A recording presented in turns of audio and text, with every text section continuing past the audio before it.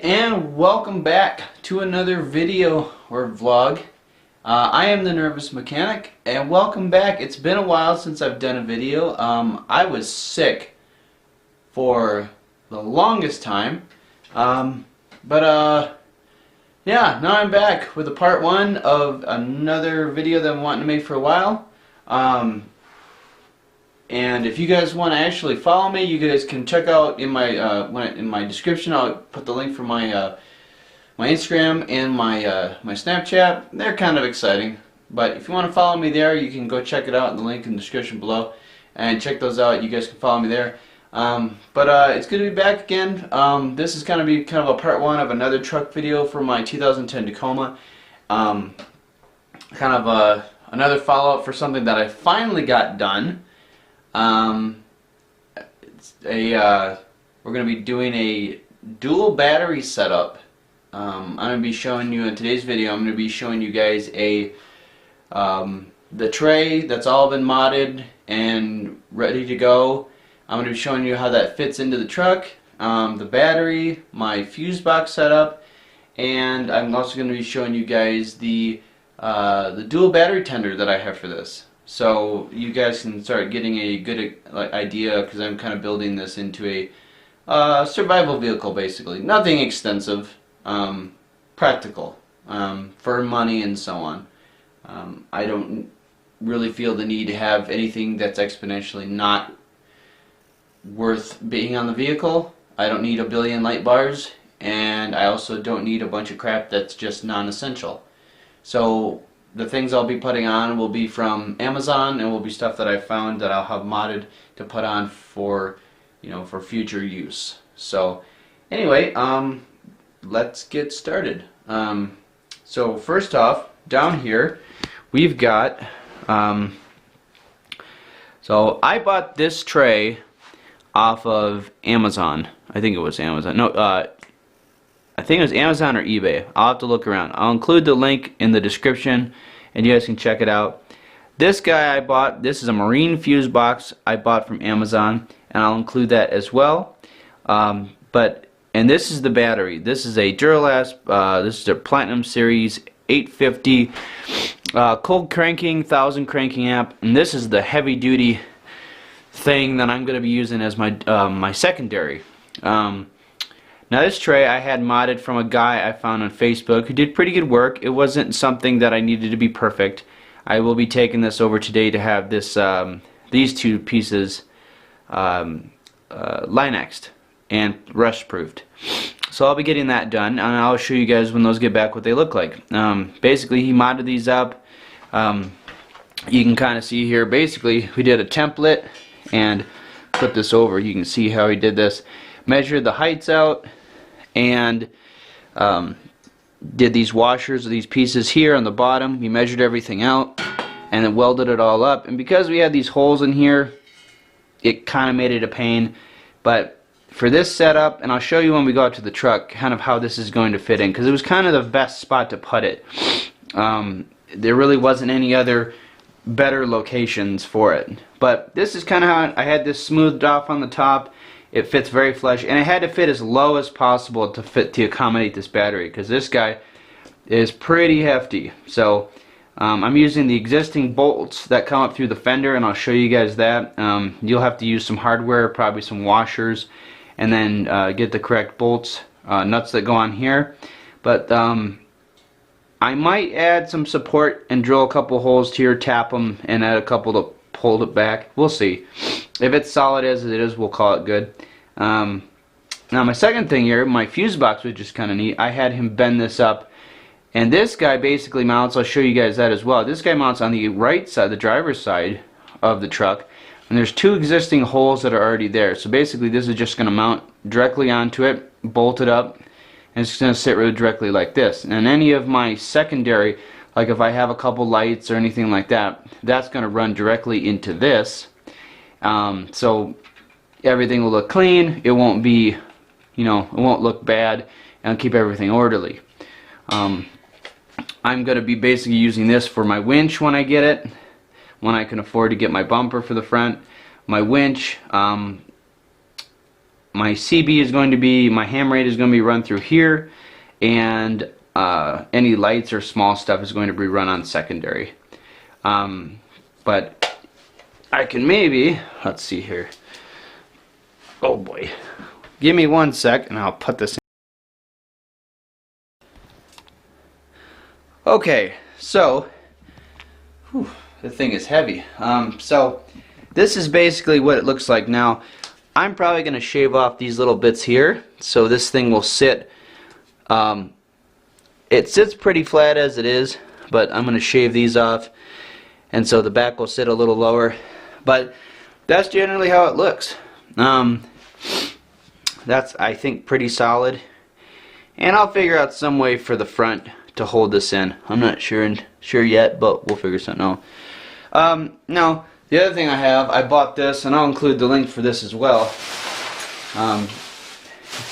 This is my dual battery tender, and this is made from a company called, I have it, company called Keyline Chargers, and I will find the ad from Amazon where I had it. This was a while ago. Let me see if I can put this down here. You can see this. This is the company, Keyline Chargers. Dual battery kit. This is your instructions for marine, pretty much everything. Basically, alternator outputs up to 120 amps, fully automatic. You don't really have to mess with it too much once you install it. Alternator outputs 120 amps prior to charging for starting the battery. So a good backup, so your main battery stays charged and you'll be using just this for all your accessories, which is what you really want. Comes with full instructions here, all your components. You pretty much get all your cabling, clamps, lugs, heat shrink, the unit that you need, the isolator. Gives you all your instructions here how to put it together, and I'll include the link for you guys so you can check this thing out. It's pretty cool. This is basically the unit right here. This is your isolator. Yeah, this is it right here. And as far as I know how these units work, and I'm not a pro or anything, but basically it's depending on how much you're using off the secondary battery, you're basically, when you're charging it and so on and using it, then it's going to basically be cutting in and out, turning this on, charging your secondary, turning it off, and then you want to keep your main battery so you can start your car up and you're not stuck in a bad situation. So there's that, and then this is all your cable and everything right here that you get. Basically, all this is, well, this is another video. So there's that. But everything's going to be very clean. But yeah, Keyline Chargers. This is the company got pretty good ratings, so we're going to be going with them.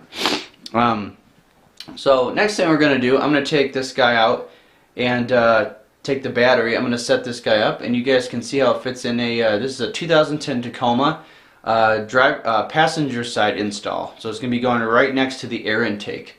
So give me 1 minute, and I'll see you guys in a sec. Hey guys, we're back. Alright, so this is my 2010 Toyota Tacoma V6 4.0 liter. This is what mine looks like. It's a work in progress, we're getting there. Anyway, so this is how I have it set up so far.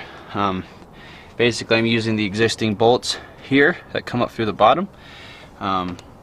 This is shaved off, and just going to use some basic hardware here to tie it down. It's already pretty solid, but this is basically how it sits in my engine bay. Now, it is a little annoying with this here, but I didn't really have a choice, and I think it fits pretty snug and low as it is. And when you trim off the sides, it'll fit a lot better. Now this is kind of how I had it modded up. Everything is going to be run from my lights, basically all loomed up, and it's going to come over onto this side. Everything is going to come over here, and this is where this is my fuse box. This guy is basically going to sit right down here, just like this. If you guys can see that, just like that. I will have to move that harness a little bit on the bottom to get everything in here. Ooh, it's starting to snow. Good old Colorado.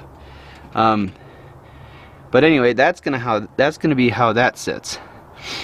Any wiring that comes off for my lights here or from my ham radio setup is going to be moved over here, and I'm gonna loom everything, mount it over here, and I'm still not sure exactly where I'm going to mount my regulator, but I'm thinking I might actually mount it directly to the battery. I think that'd be a good spot. And then anything we have will be set in loom right to this harness that goes across, and will be run down to here. All this stuff will be Linux, as you can tell. You don't want it to rust. But yeah, everything's pretty clean so far. I've done a pretty good job. But I'm going to show you guys here. Put you down. I'm going to put the battery in. You guys can see what that looks like.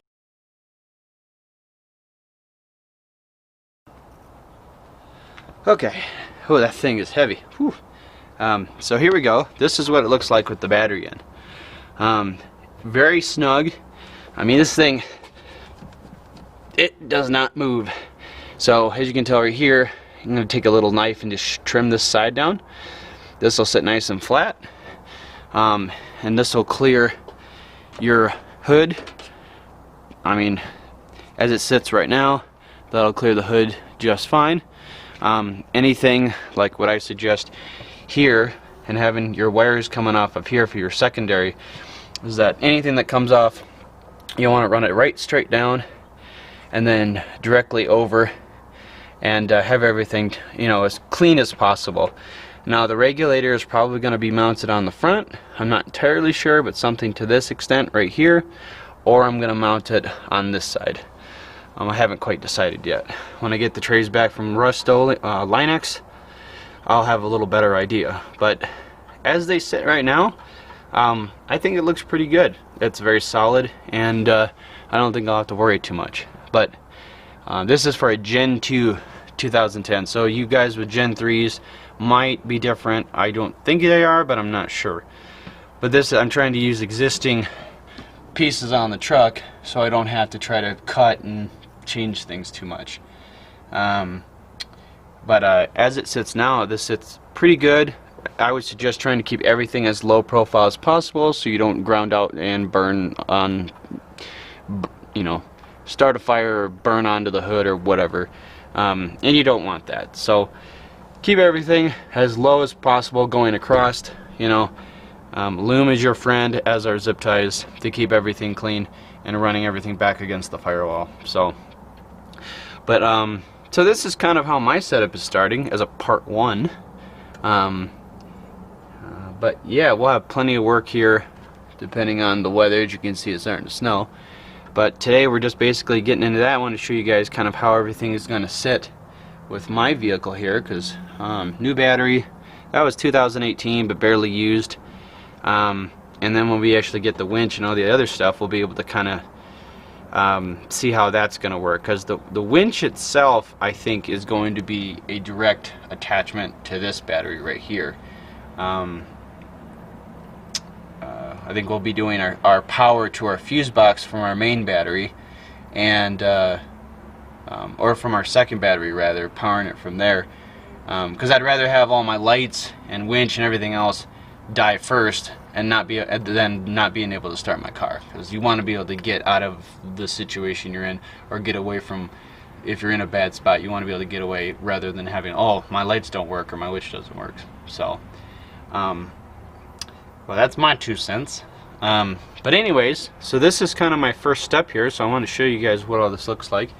And as with anything else, I'll include links for this equipment in the description below, so you guys can check it out.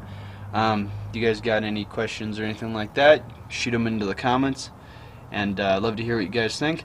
I do most of this stuff myself, or I have people help me, so looking forward to adding on some good accessories to the truck here soon.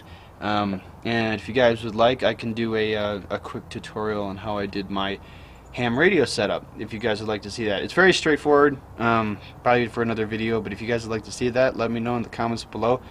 And you know, like and subscribe to the channel, and I'll see you guys in the next video.